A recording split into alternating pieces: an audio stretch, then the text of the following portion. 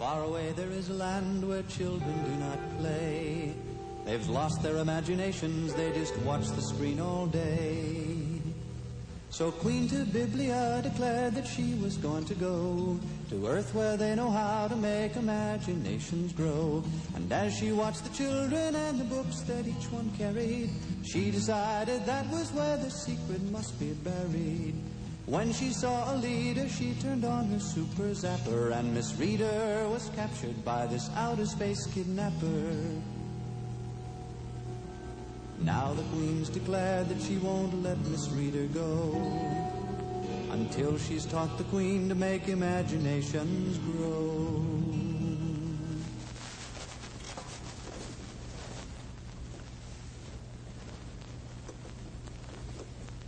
Mary Reader. I have studied that story, Henny Penny.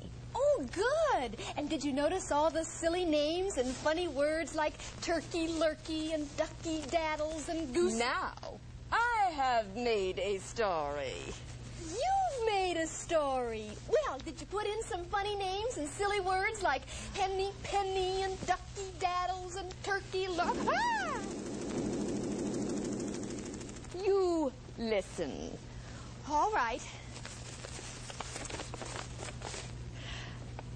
Story is called Rooster Booster. Yes, I'm listening. Well, you did not laugh. His funny name, Rooster Booster. Oh, yeah, Rooster Booster. That's a good one. One day, Rooster Booster... One laugh is enough. No more.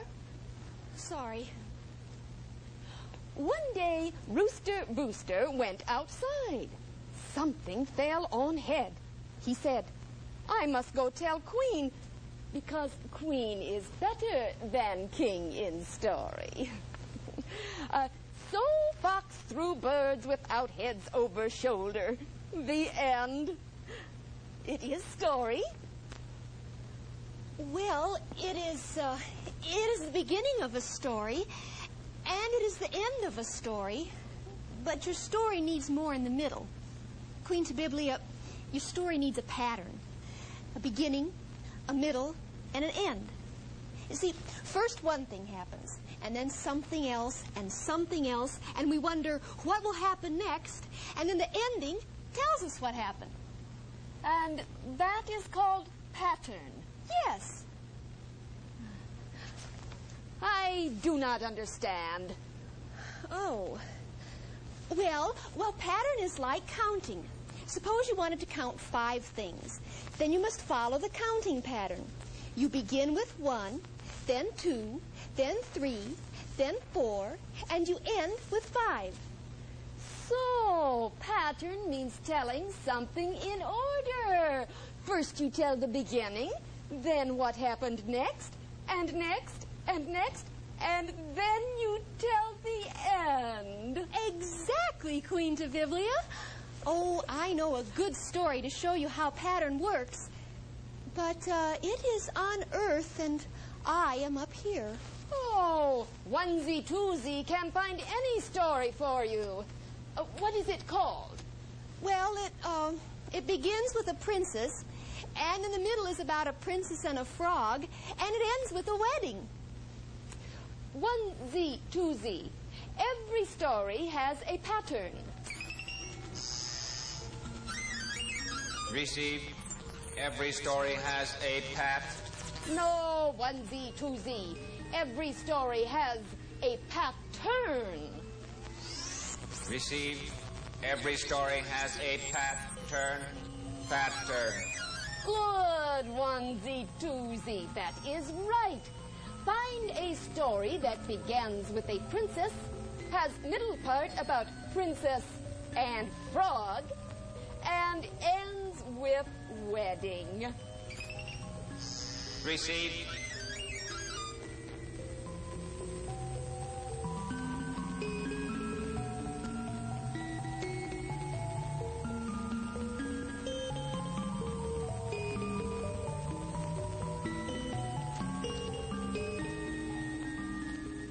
In olden times, when wishing still helped, there lived a king whose daughters were all beautiful, but the youngest was the most beautiful of them all. Close by the king's castle lay a great dark forest, and under an old lime tree in the forest was a well called the Well of the World's End. Now when the day was very warm, the king's child went out into the forest and sat down by the side of the cool fountain.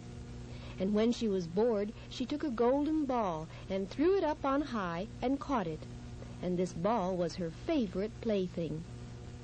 On this day, when she tossed the golden ball, it did not fall into her little hands, but fell to the ground and rolled straight into the Well of the World's End. Oh, dear me, it's gone. My ball is gone. What's the matter, my hinny, my heart? What's the matter, my friend? She looked around and saw a frog stretching forth its head from the water. Oh, old water splasher, is that you? I am weeping because my golden ball has fallen into the well. Oh, be quiet and do not weep. I can help you, but what will you give me if I bring your plaything up again? Oh, whatever you will have, dear frog. My clothes, my pearls and jewels, and even the golden crown which I am wearing. Oh, I do not care for your clothes, your pearls and jewels, nor for your golden crown. But if you will love me and let me be your friend and sit by you at your little table and eat off your little golden plate and drink out of your little cup and sleep in your little bed, if you will promise me this, then I will go down and bring your golden ball up again. Yep. Oh, yes, I promise you all you wish, if you will but bring my ball back again. But the princess thought, how that silly frog does talk. He lives in the water with the other frogs and croaks. He can't be a friend to any human being. So the frog put his head into the water and sank down, and in a short while came swimming up again with the ball in his mouth and threw it on the grass. The king's daughter was delighted to see her pretty plaything once more, and picked it up and ran away with it. Wait, take me with you. I can't run as fast as you can. But the princess ran all the way home, and soon forgot the poor frog, who was forced to go back into his well again. The next day, when she had seated herself at the table with the king, and was eating from her little golden plate, something came creeping, splish, splash, splish, splash, up the marble staircase, and when it had got to the top, it knocked at the door and cried, Open the door, my hinny, my heart. Open the door, my friend. Remember the promise you made to me at the Well of the World's End? She ran to see who was outside, but when she opened the door, there sat the frog in front of it. Then she slammed the door in great haste, sat down to dinner again, and was quite frightened. The king saw plainly that her heart was beating violently. My child, what are you so afraid of? Is there a giant creature outside who wants to carry you away? Oh, no, it is not a giant, but a disgusting frog. What does the frog want with you? Oh, Daddy, yesterday when I was playing in the forest, my golden ball fell into the water, and because I cried so, the frog brought it out again for me. And because he insisted so on it, I promised him he should be my friend. But I never thought he would be able to come out of the well, and now he is outside there and wants to come in. That which you have promised must you do. Go and let him in. She went and opened the door, and the frog hopped in and followed her, step by step, to her chair. There he sat still and cried, Well, lift me to your knee, my hinny, my heart. Lift me to your knee, my friend. Remember the promise you made to me at the Well of the World's End? On my knee? Oh, Daddy, I can't put that dirty old frog on my pretty dress. That which you have promised to do, you must do. Lift him to your knee. Once the frog was on the chair, he wanted to be on the table. And when he was on the table, he said, "Oh, give me some supper, my hinny, my heart. Give me some supper, my friend. Remember the promise you made to me at the well of the world's end?" "Some supper? I definitely am not going to let that ugly frog eat food off my little golden plate." But you must. You promised. The frog enjoyed what he ate, but almost every mouthful she took choked her. At length he said, "Oh, take me to your bed, my hinny, my heart. Take me to your bed, my friend. Remember the promise you made to me at the well of the world's end?" "To my bed? Oh, Daddy, I'm afraid of that cold, dirty frog. He can't sleep in my pretty, clean little bed." He helped you when you were in trouble. Now you must keep your promise. So she took hold of the frog with 2 fingers, carried him upstairs, and put him in her bed. But when she was in bed, he crept to her and said, "Kiss me good night, my hinny, my heart. Kiss me good night, my friend. Remember the promise you made to me at the well of the world's end?" "A kiss? I have to kiss your slimy, green, bumpy little face? Oh, dear." And the princess shut her eyes tightly, wrinkled up her nose, and ever so gently planted a kiss on the frog's head. When she opened her eyes, the frog was no longer a frog, but a king's son with kind and beautiful eyes. Then he told her how he had been bewitched by a wicked witch, and how no one could have saved him from the well but herself, and that tomorrow they would go together into his kingdom. So married they were, and went away to live in the castle of the prince, and they lived happily ever after. Very nice story. Began with princess, then told about princess and frog, and ended with wedding. She must have reward.